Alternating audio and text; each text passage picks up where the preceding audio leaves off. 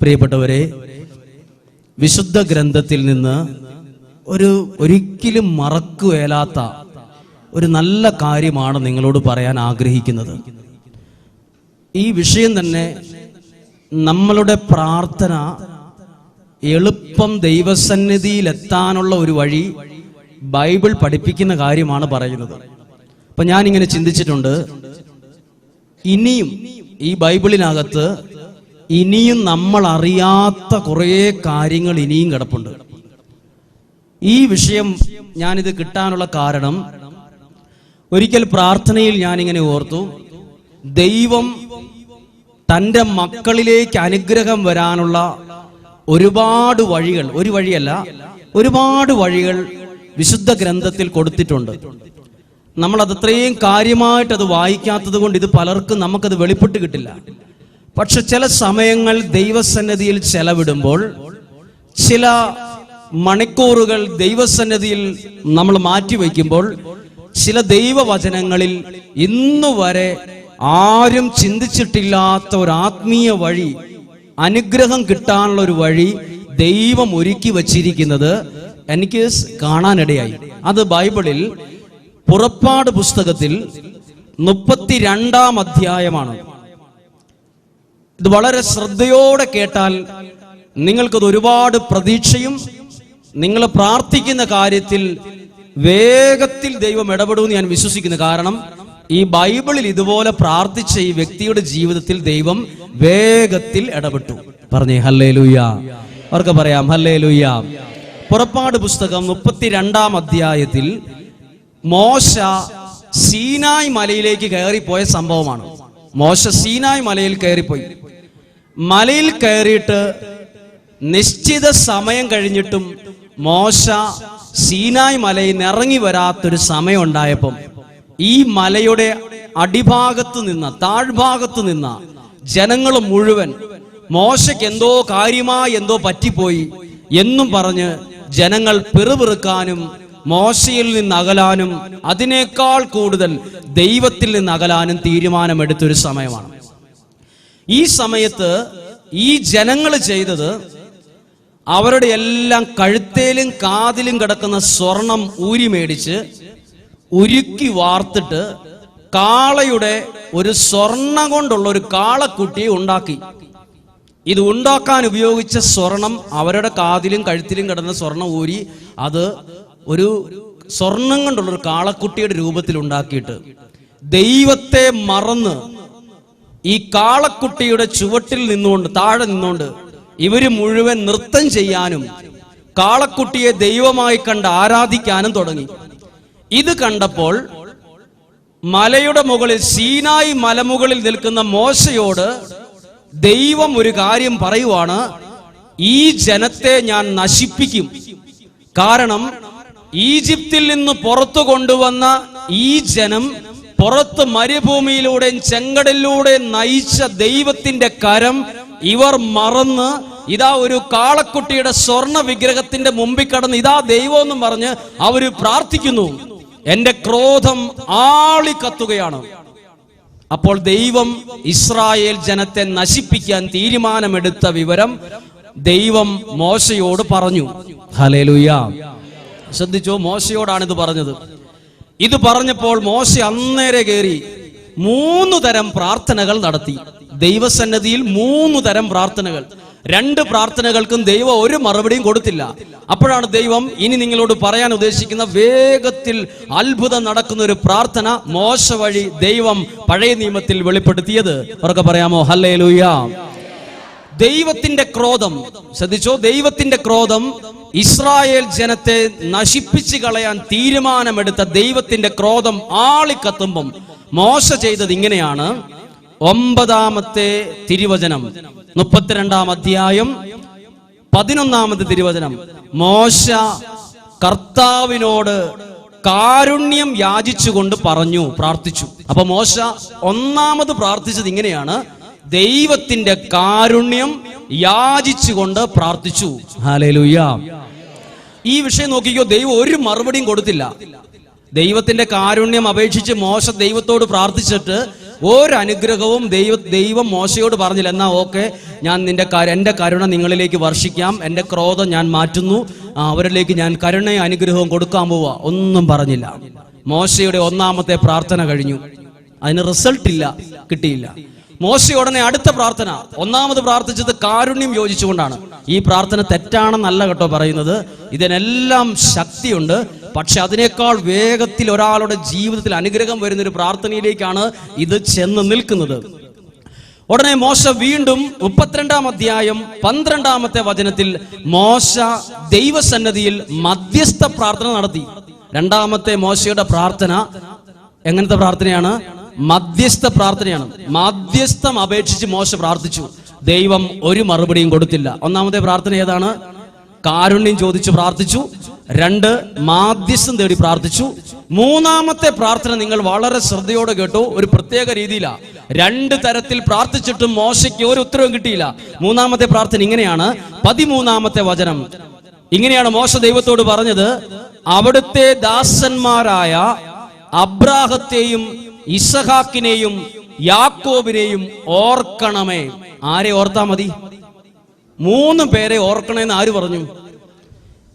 Abraham, ഇസഹാക്ക്, യാക്കോബ്. ഇവര് 3 പേരും ആരാ? ഒരു പ്രാർത്ഥനയും കേൾക്കുന്നില്ല. 2 രീതിയിൽ പ്രാർത്ഥിച്ചിട്ടും ഒരു ഉത്തരവും കിട്ടാതിരിക്കുമ്പോൾ മോശ ദൈവത്തോട് വേറെ രീതി പ്രാർത്ഥിക്കുകയാണ്. 3 പേരെ ഓർത്തണം, 3 പേരെ ഓർക്കണം. ആരാണ് ഈ 3 പേര്?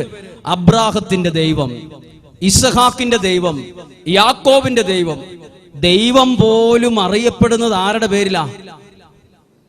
അബ്രാഹത്തിന്റെ ദൈവം, യാക്കോബിന്റെ ദൈവം, ഇസഹാക്കിന്റെ ദൈവം. 3 പേരുടെ പേര് പറഞ്ഞിട്ട് അവരുടെ ആ ദൈവം എന്ന് ബൈബിൾ എഴുതിയിട്ടുണ്ട്. അപ്പം ഈ മോശ പറയുവാണ്, എന്നെ ഓർക്കണ്ട, അബ്രാഹത്തെയും ഇസഹാക്കിനെയും യാക്കോബിനെയും നീ ഒന്ന് ഓർക്കണം. പറഞ്ഞേ ഹല്ലേലൂയ. ഞാനപ്പോ ബൈബിൾ പരിശോധിച്ചു, ഇവരൊക്കെ ഇത്രയും ഓർക്കാൻ മാത്രം, ഇവരെ ദൈവം ഓർത്താൽ എന്തുകൊണ്ടാണ് ഇത്ര പെട്ടെന്ന് അനുഗ്രഹം വരാൻ കാരണം? അപ്പോൾ ഒരു കാര്യമുണ്ട്, ഈ അബ്രാഹവും ഇസ്ഹാക്കും യാക്കോബും ആരാന്നറിയാമോ? ഇവര് 3 പേരും വിശ്വാസത്തിന്റെയും പ്രാർത്ഥനയുടെയും അത്യുന്നതമായ അവസ്ഥയിൽ നിന്ന 3 പേരാണ് ഇവര്. അബ്രാഹം, ഇസ്ഹാക്ക്, യാക്കോബ്. കരങ്ങൾ ഉയർത്തി എന്ന് പറഞ്ഞേ ഹല്ലേലൂയ. അവർക്ക് പറഞ്ഞേ ഹല്ലേലൂയ, ഹല്ലേലൂയ. ഇനി അടുത്തത്, ഇപ്പൊ 3 തരത്തിൽ പ്രാർത്ഥിച്ചു. ഇനി അടുത്തത് ഒരു പ്രത്യേക രീതിയിലുള്ളൊരു പ്രാർത്ഥനയാണ്. നിങ്ങൾ ഇന്ന് വരെ ചിലപ്പോൾ കേട്ടിട്ടുണ്ടാവില്ല. ഇത് ദൈവസന്നിധിയിൽ ഇരുന്നപ്പോൾ ദൈവത്തിന്റെ പരിശുദ്ധാത്മാവ് ശരിക്കും ഇതൊരു പ്രാർത്ഥനയായി വെളിപ്പെടുത്തിയതാ. അത് വായിക്കുന്നതിന് മുമ്പ് നിങ്ങളോട് പറയാം, എങ്ങനെയാ മോശ പ്രാർത്ഥിച്ചെന്നറിയോ? മോശ പറഞ്ഞു, ഇസ്രായേൽ ജനത്തെ നശിപ്പിക്കാൻ പോവാണല്ലോ. അതിനു മുമ്പ് മോശ ദൈവത്തോട് പറയുവാണ്, നീ ഇങ്ങനെ ഒരു കാര്യം പണ്ട് പറഞ്ഞിട്ടുണ്ടല്ലോ. ഇങ്ങനെയാ പറഞ്ഞത്, ഞാൻ ഈ ജനത്തെ വർദ്ധിപ്പിച്ച് വലുതാക്കും, ഉയർത്തും എന്ന് പറഞ്ഞിട്ടുണ്ട്. അപ്പൊ മോശ ദൈവത്തിന്റെ മുമ്പിൽ നിന്നിട്ട് പറയുവാണ്, നീ ഇങ്ങനെ ഒരു വാഗ്ദാനം പണ്ട് നടത്തിയിട്ടില്ലേ? അപ്പൊ ആരെ ഓർമ്മിപ്പിച്ചത് മോശ? ദൈവത്തെ, ദൈവം പറഞ്ഞ കാര്യം തന്നെ മോശ അത് എടുത്തിട്ട് മോശ ദൈവത്തെ ഓർമ്മപ്പെടുത്തി കൊടുത്തു. അത് ഞാൻ വായിച്ചു കേൾക്കാം, നിങ്ങളത് വായിച്ചു ശ്രദ്ധിച്ചു കേട്ടോ. 32-ാം അധ്യായം 13-ാമത്തെ വാക്യം. നിങ്ങളുടെ സന്തതികളെ ആകാശത്തിലെ നക്ഷത്രങ്ങളെ പോലെ ഞാൻ വർദ്ധിപ്പിക്കും. ഞാൻ വാഗ്ദാനം ചെയ്തിട്ടുള്ള ഈ നാട് മുഴുവൻ നിങ്ങളുടെ സന്തതികൾക്ക് ഞാൻ നൽകും. അവർ അതെന്നേക്ക് കൈവശമാക്കും എന്ന് അവിടുന്ന് ശപഥം ചെയ്തിട്ടുണ്ടല്ലോ. ആരാ അപ്പം? മോശ ദൈവത്തെ, ദൈവം തന്നെ പറഞ്ഞൊരു കാര്യം ഈ മോശ ദൈവത്തെ ഓർമ്മപ്പെടുത്തി. ഇതൊരു നല്ല പ്രാർത്ഥനയാണ്, മറക്കരുത്. അതായത് എങ്ങനെയാ നമ്മളത് ജീവിതത്തിൽ കൊണ്ടുവരുന്നത്?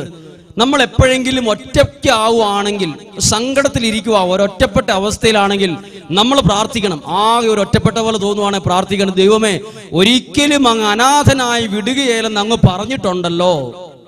രോഗമുള്ള ഒരാൾ പ്രാർത്ഥിക്കണം, ദൈവമേ മരുന്നോ ലേപനമോ ഔഷധമോ അല്ല, ഞാൻ അവരെ സുഖപ്പെടുത്തുന്ന കർത്താവാണ്, വചനമയച്ച് സുഖപ്പെടുത്തുമെന്ന് നീ പറഞ്ഞിട്ടില്ലേ? ഓർമ്മപ്പെടുത്തി പ്രാർത്ഥിക്കുന്നത് ഏറ്റവും വേഗത്തിൽ ഒരാളുടെ പ്രാർത്ഥന കേൾക്കാൻ കാരണമാകും. പറഞ്ഞേ ഹല്ലേലൂയ. ഒരു കരം ഉയർത്തി പറഞ്ഞേ ഹല്ലേലൂയ, ഹല്ലേലൂയ.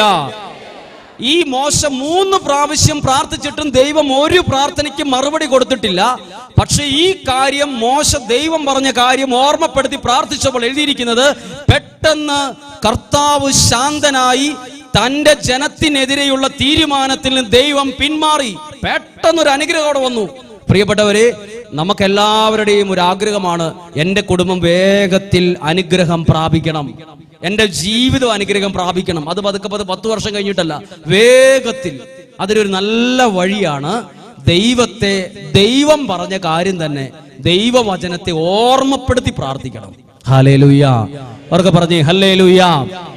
നിങ്ങളിത് മനസ്സിലായി ഞാൻ വിചാരിക്കും. ഒന്നും കൂടെ വേഗത്തിൽ പറയാം. മോശ കരുണയ്ക്ക് വേണ്ടി പ്രാർത്ഥിച്ചു. എപ്പം ദൈവത്തിന്റെ ക്രോധം ആളിക്കത്തി ഇപ്പൊ നശിപ്പിക്കുമെന്ന് പറഞ്ഞപ്പം മോശ കരുണയ്ക്ക് വേണ്ടി പ്രാർത്ഥിച്ചു. ദൈവം മറുപടി കൊടുത്തില്ല. മധ്യസ്ഥ പ്രാർത്ഥന നടത്തി. 3-ാമത്തെ പ്രാർത്ഥന അബ്രഹത്തെയും ഇസ്ഹാക്കിനെയും യാക്കോബിനെയും ഓർക്കണേന്ന് പറഞ്ഞു. ഇതൊന്നും ദൈവം ഒരു മറുപടിയും പറഞ്ഞില്ല. 4-ാമത്തെ പ്രാർത്ഥന പ്രാർത്ഥിച്ചപ്പോൾ ദൈവം അന്നേരം മറുപടി കൊടുത്തു. അതാണ് ദൈവം പറഞ്ഞ ഒരു കാര്യം തന്നെ മോശ ദൈവസന്നിധിയിൽ നിന്ന് ദൈവത്തെ ഓർമ്മപ്പെടുത്തി. ഹല്ലേലൂയ. അവർക്ക് പറഞ്ഞേ ഹല്ലേലൂയ. നിങ്ങളുടെ കുടുംബത്തിൽ ഭയങ്കര അസ്വസ്ഥതകളൊക്കെ ഫീൽ ചെയ്യുന്ന ആരെങ്കിലും പ്രാർത്ഥിക്കുന്നുണ്ടെങ്കിൽ, ഇത് എവിടെയെങ്കിലും ഇരുന്ന് ആരെങ്കിലും കാണുക, വീട്ടിലൊരു ഉയർച്ചയില്ല, എൻ്റെ വീട് എത്ര ചെയ്താലും നഷ്ടത്തിലേ ചെന്ന് നിൽക്കുന്നുള്ളൂ, ഒരു മേൽഗതിയില്ല, ഒരു ഉയർച്ചയില്ല, തകർച്ചയാണ്, കഷ്ടപ്പാടാണ്, എത്ര കൊല്ലമായി പൊട്ടക്കണിച്ച് കിടക്കണ തവളയെ പോലെ വട്ടം കിടക്കുന്ന അവസ്ഥയാണെങ്കിൽ, നിങ്ങളുടെ കുടുംബത്തിന് വേണ്ടി ഈശോ പറഞ്ഞിട്ടില്ലേ എന്നിൽ വിശ്വസിക്കുന്നവന്റെ കുടുംബം രക്ഷ പ്രാപിക്കുമെന്ന് പറഞ്ഞിട്ടില്ലേ? സക്കേവൂസിനോട് പറഞ്ഞു, ഇന്ന് ഈ ഭവനത്തിന് രക്ഷ വന്നിട്ടിരിക്കുന്നു എന്ന് പറഞ്ഞില്ലേ? നമ്മൾ നമ്മുടെ കുടുംബത്തിൽ നിന്നുകൊണ്ട് പ്രാർത്ഥിക്കുമ്പം പറയണം, ദൈവമേ അങ്ങ് വചനത്തിൽ പറഞ്ഞിട്ടുണ്ടല്ലോ ഈ വീട് രക്ഷിക്കപ്പെടുമെന്ന്. അത് ഞാൻ ഏറ്റെടുത്ത് ആ വചനം എൻ്റെ കുടുംബത്തിന് വേണ്ടി ദൈവത്തെ ഞാൻ ഓർമ്മപ്പെടുത്തി പ്രാർത്ഥിച്ചാൽ ആ വീട് വിശുദ്ധീകരിക്കപ്പെട്ടിരിക്കും. പറഞ്ഞേ ഹല്ലേലൂയ. അവർക്ക് പറഞ്ഞേ ഹല്ലേലൂയ. ഇനി അടുത്തത്, നമ്മൾ പ്രാർത്ഥിക്കുമ്പോൾ നമ്മൾ ഓർക്കുക, ജീവിതത്തിൽ മുഴുവൻ തടസ്സങ്ങളും പ്രശ്നങ്ങളും മുന്നോട്ട് പോകാൻ പറ്റുന്നില്ല, വഴി മുട്ടിയ പോലെയാണ്, ഇനി ഒരു വഴിയില്ല. അപ്പൊ നിങ്ങൾ പ്രാർത്ഥിക്കണം, ഞാനാണ് വഴി എന്ന് ഈശോ പറഞ്ഞിട്ടുണ്ട്, എന്നിലൂടെ പ്രവേശിക്കുന്നവൻ രക്ഷപ്പെടുമെന്ന് പറഞ്ഞിട്ടുണ്ട്. അപ്പോൾ ഈശോയോട് നമ്മൾ പറയണം, എൻ്റെ എല്ലാ വഴികളും അടഞ്ഞിരിക്കുകയാണ്, ഞാൻ എൻ്റെ അവസ്ഥകൾ, ഈ പ്രശ്നമുള്ള അവസ്ഥയിൽ നോക്കി ഞാൻ പ്രാർത്ഥിക്കുകയാണ്, ഈശോയെ നീ പറഞ്ഞിട്ടുണ്ടല്ലോ ഞാനാണ് വഴിയെന്ന്. ആ വിശ്വസിച്ച് എൻ്റെ കുടുംബത്തിന് എൻ്റെ പ്രശ്നത്തിൽ മാറാൻ വേണ്ടി അത് ഞാൻ ഏറ്റെടുത്ത് പ്രാർത്ഥിക്കുന്നു. ആ കാര്യം ദൈവത്തെ ഓർമ്മപ്പെടുത്തി പ്രാർത്ഥിക്കുമ്പോൾ ഞാൻ വിശ്വസിക്കുന്നു ഈ പ്രതിസന്ധികൾ മാറും, തടസ്സങ്ങൾ മാറും. രോഗമുള്ളവരിങ്ങനെ പ്രാർത്ഥിക്കണം, കടബാധ്യതയുള്ളവർ പ്രാർത്ഥിക്കണം. എന്ത് കടബാധ്യതയിൽ കഴിയുന്നവർ 5 അപ്പം 5000 പേർക്ക് കൊടുത്ത് ഈശോ ഇല്ലേ, അത് നിങ്ങളുടെ കുടുംബത്തിന് വേണ്ടി ഏറ്റെടുത്ത് 5 അപ്പം 5000 പേർക്ക് വേണ്ടി കൊടുത്തല്ലോ കർത്താവേ, ഞാനത് അങ്ങേ ഓർമ്മപ്പെടുത്തി എൻ്റെ കുടുംബത്തിന്റെ പ്രതിസന്ധികളെ, ഈ കടബാധ്യതയെ മാറ്റണമേ. നിങ്ങളൊന്ന് പ്രാർത്ഥിച്ചു നോക്കിക്കേ, നിങ്ങൾക്ക് എല്ലാവർക്കും ഒരു സാക്ഷ്യം പറയാൻ ദൈവം ഒരു അവസരം ദൈവം തന്നിരിക്കും. പറഞ്ഞേ ഹല്ലേലൂയ. ഒരു കരം ഉയർത്തി പറഞ്ഞേ ഹല്ലേലൂയ, ഹല്ലേലൂയ. കരങ്ങൾ താഴ്ത്താം. പ്രിയപ്പെട്ട, ഇതെന്തെന്നറിയോ, ദൈവത്തിന്റെ മക്കൾ അനുഗ്രഹം പ്രാപിക്കാനുള്ള വഴികൾ ദൈവവചനത്തിലുണ്ട്. നമ്മളിത് ദൈവസന്നിധിയിൽ ഇരുന്ന് പ്രാർത്ഥിക്കുമ്പോൾ പരിശുദ്ധാത്മാവ് ഇത് നമ്മുടെ ഹൃദയ പലകയിൽ എഴുതി തരും. ഇങ്ങനെ പ്രാർത്ഥിച്ചാൽ കുറെ ആളുകൾ ഈ പ്രാർത്ഥനയിലൂടെ അനുഗ്രഹം പ്രാപിക്കും. ഞാനിത് പറയാൻ തന്നെ കാരണം, ഒരുപക്ഷെ ഈ ഒരു ദൈവവചനത്തിലൂടെ, പുറപ്പാട് 32-ാം അധ്യായത്തിലൂടെ അനുഗ്രഹം പ്രാപിക്കാനുള്ള ഒരുപാട് പേര് ഇവിടെ ഇരിപ്പുണ്ടാവും. ഇനി നിങ്ങളൊരു കുറച്ച് മാസങ്ങൾ കഴിഞ്ഞ് നിങ്ങൾ ചിന്തിച്ചോ, ഇതുപോലെ പ്രാർത്ഥിച്ച നിങ്ങൾ അനേകം ആളുകൾക്ക് ഒരു സാക്ഷ്യം പറയാൻ ഈ കുരിശിൻ ചുവട്ടിൽ നിൽക്കാനുള്ള ഭാഗ്യം ദൈവം തന്നിരിക്കും. ഒരു പ്രവചനം പോലെ നിങ്ങളത് സ്വീകരിച്ചോ. എവിടെ ഇരിക്കുന്നവരാണേലും ആരായിരുന്നാലും ഈ കുരിശിൻ ചുവട്ടിൽ നിന്ന് ഒരു സാക്ഷ്യം പറയാൻ ദൈവം ഒരു അവസരം ഒരുക്കിയിരിക്കും. ഹല്ലേലൂയ. അവർക്ക് പറഞ്ഞേ ഹല്ലേലൂയ. ഒരു രീതി നമ്മൾ കണ്ടു, ദൈവത്തെ ഓർമ്മപ്പെടുത്തി പ്രാർത്ഥിച്ചു. അടുത്ത ഒരു പ്രാർത്ഥനാ വിഷയം കൂടി നിങ്ങളുടെ ശ്രദ്ധയിൽ കൊണ്ടുവരികയാണ്. പെട്ടെന്ന്, അതായത് 5 മിനിറ്റിനുള്ളിൽ ഒരാളുടെ പ്രാർത്ഥന കേട്ട സംഭവം ബൈബിളിലുണ്ട്. എത്ര 5 മിനിറ്റിനുള്ളിൽ അത്രയും പ്രാർത്ഥന കേട്ട ഒരു സംഭവം വേറെ എവിടെയും നമ്മൾ വായിക്കുന്നത്. 5 മിനിറ്റ്.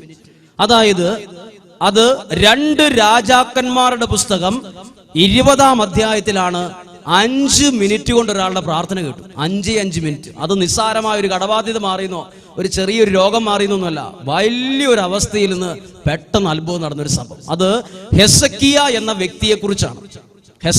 ഹെസക്കിയ രോഗബാധിതനായി മരണത്തോട് മല്ലിട്ട് കട്ടിലേൽ ഇങ്ങനെ കിടക്കുമ്പം ദൈവം ഒരു പ്രവാചകനെ, യേശയ്യ പ്രവാചകനെ ഈ ഹെസക്കിയായുടെ വീട്ടിലേക്ക്, അയാൾ കിടക്കുന്ന കട്ടിലിലേക്ക്, രോഗിയായ അവസ്ഥയിലേക്ക് അയച്ചു.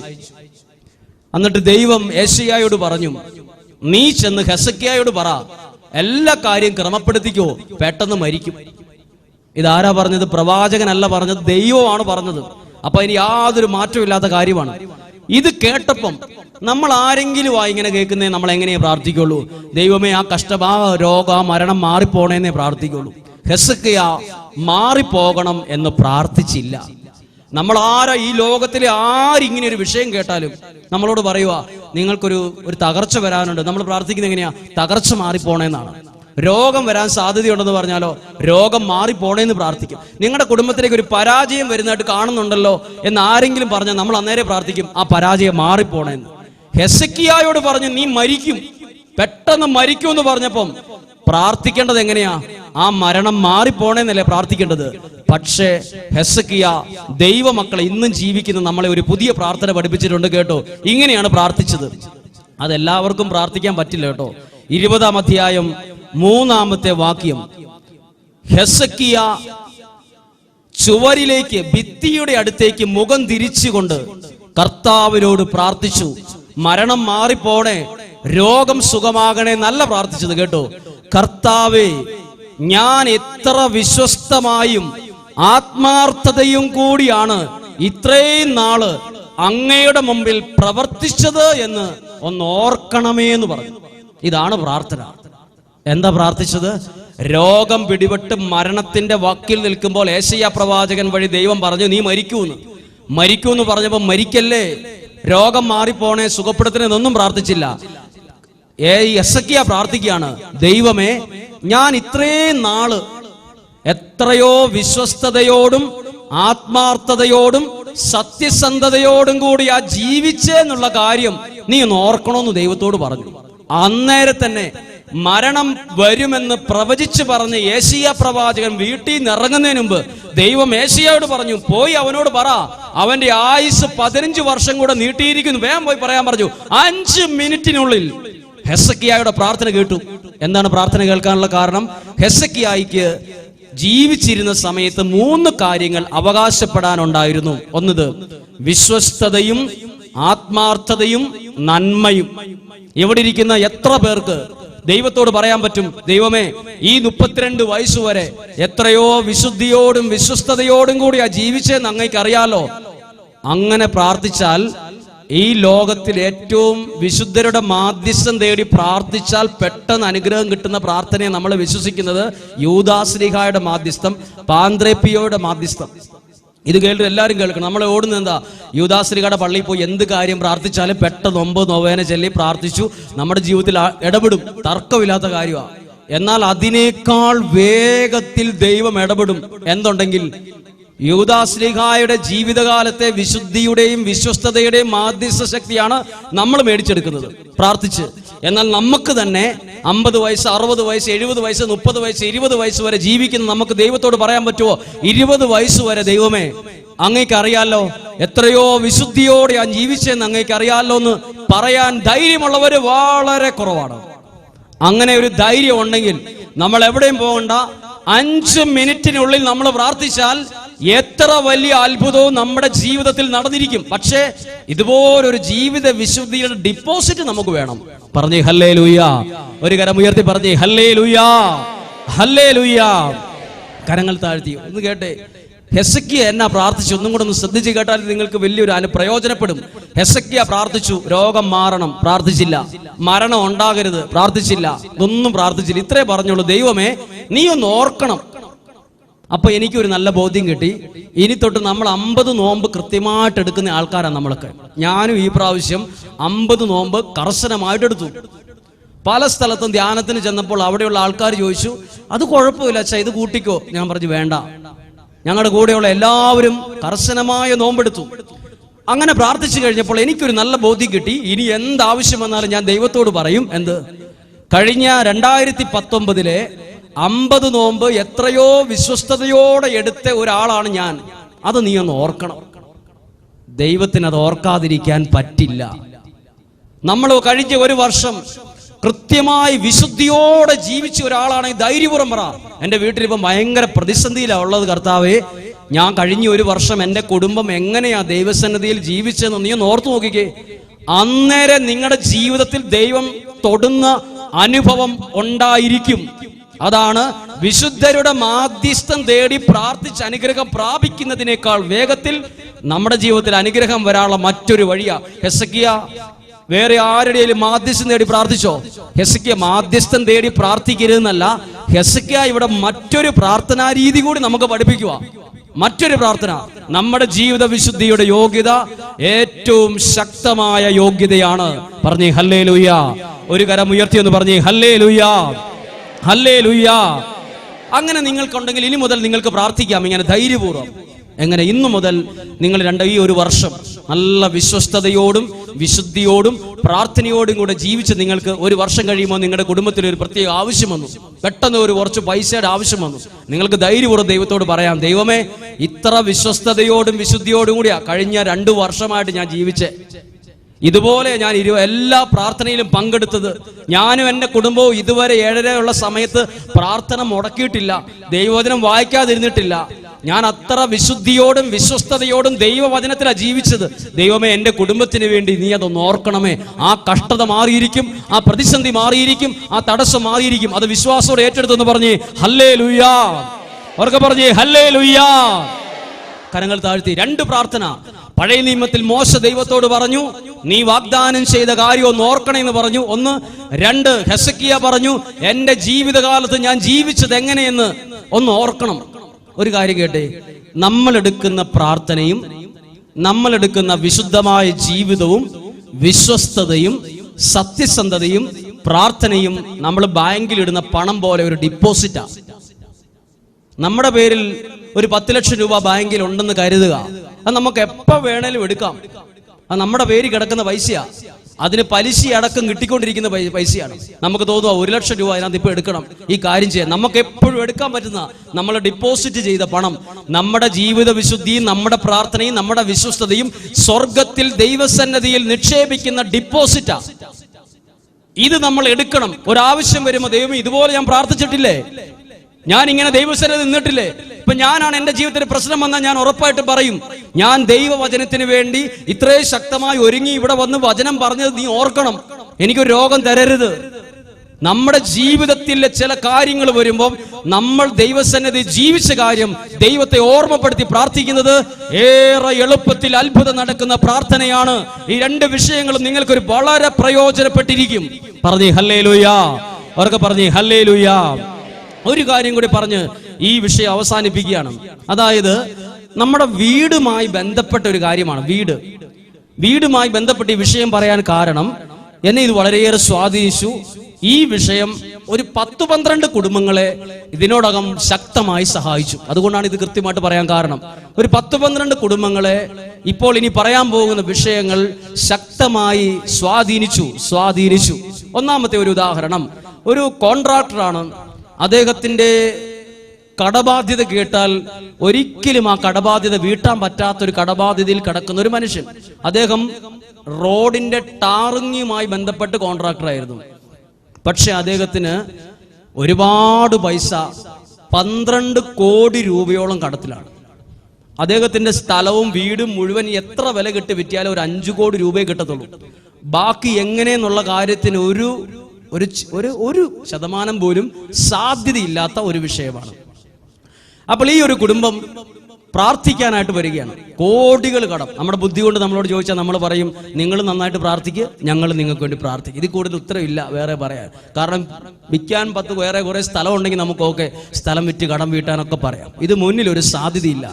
പക്ഷെ ആ കുടുംബത്തിൽ ഒരു പ്രതിസന്ധി കിടപ്പുണ്ടായിരുന്നു. ഒരു പ്രതിസന്ധി. അദ്ദേഹം ഈ ജോലിക്കാരെ കൈകാര്യം ചെയ്യുന്നത്, അദ്ദേഹത്തിന്റെ ജോലിക്കാര് അത് അയാളുടെ വീട്ടിൽ വെച്ചാണ് പണം കൊടുക്കുന്നത്, കൂലി കൊടുക്കുന്നത് വീട്ടിൽ വെച്ച്. അതായത് അയാളുടെ കീഴിൽ പണിയെടുക്കുന്ന ആളുകൾക്ക് ശമ്പളം കൊടുക്കുന്നത് ശനിയാഴ്ച മാസത്തിൽ അയാളുടെ വീട്ടിൽ നിന്ന് കൊടുക്കും. പക്ഷെ അയാൾ ഒരിക്കലും മര്യാദയ്ക്ക് കൂലി കൊടുക്കുകയില്ല, കൂലി കൊടുക്കത്തില്ല, പിടിച്ചു വച്ചേ കൊടുക്കുള്ളൂ. അയാൾ ആ പിടിച്ചു വച്ച പണം അയാളുടെ ജീവിതത്തെ ആദ്യകാലത്തൊന്നും ബാധിച്ചില്ല. ഒരുപാട് അന്യസംസ്ഥാന തൊഴിലാളികളുടെ കൊടുക്കേണ്ട പണം അത് കൊടുക്കാതെ സൂക്ഷിച്ചു വെച്ച് അവരുടെ കണ്ണുനീര് വീണ് അയാളുടെ വീട് കണ്ണുനീര് വീണ്. കാരണം ആരുടെ കണ്ണുനീര്?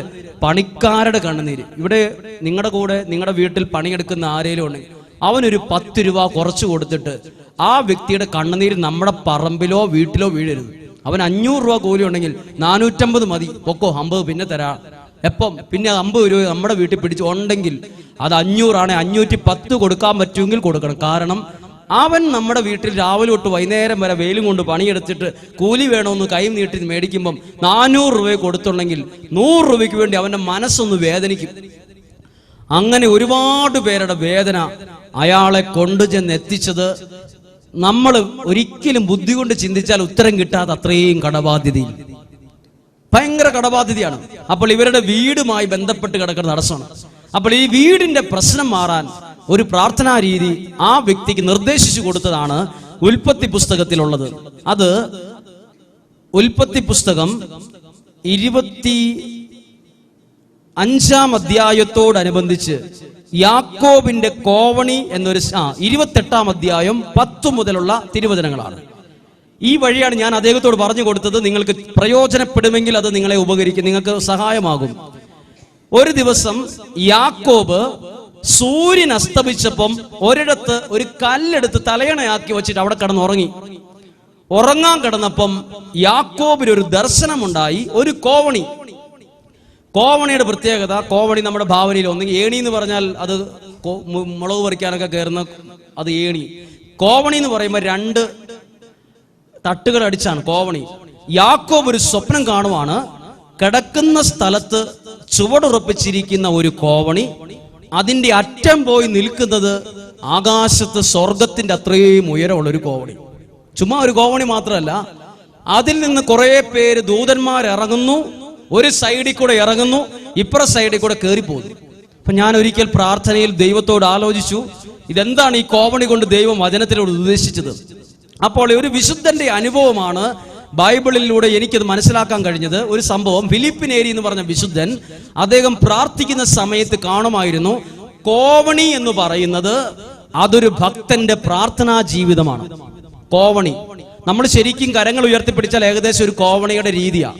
നമ്മൾ ശരിക്കും മുകളിലേക്ക് 2 കര ഉയർത്തിപ്പിടിച്ച് നോക്കി നമ്മളൊരു കോവണി പോലെ നമ്മുടെ കരങ്ങൾ ഉയർത്തിപ്പിടിക്കുവാണെങ്കിൽ ഒരു കോവണി എന്ന് പറഞ്ഞ ഒരു ഭക്തന്റെ പ്രാർത്ഥനയാണ്.